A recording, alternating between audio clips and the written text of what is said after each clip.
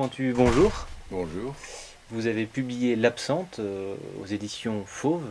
Alors pourquoi avez-vous eu envie, après toutes ces années, de publier votre témoignage justement sur votre absence de naissance, sur votre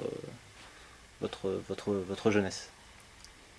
Eh bien parce que à l'origine je suis un ancien pupille de l'assistance publique et je considère aujourd'hui sur mes vieux jours que ma vie a été quand même balisée par un certain nombre d'événements heureux. Autrement dit, j'ai eu assez de chance et je voudrais communiquer cette chance à des jeunes enfants. C'est d'ailleurs la raison pour laquelle je consacre les droits d'auteur à cette association des enfants de la science publique, les Nourrice, dont le siège est à Aligny en Morvan, où l'on vient de construire un musée qui sera inauguré prochainement en juin.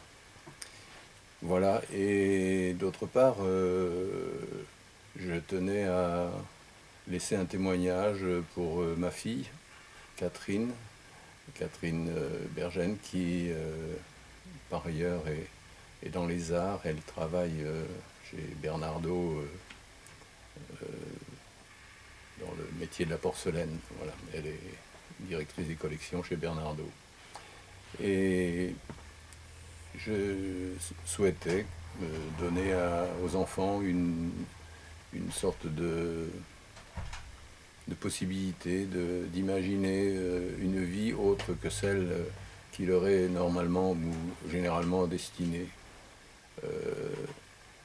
N'ayant pas de parents au départ, il est toujours difficile de s'ancrer, de s'amarrer à une affection, et puis ensuite rencontrer des gens qui vous assurent l'éducation minimum, la formation, l'orientation, les conseils en quelque sorte.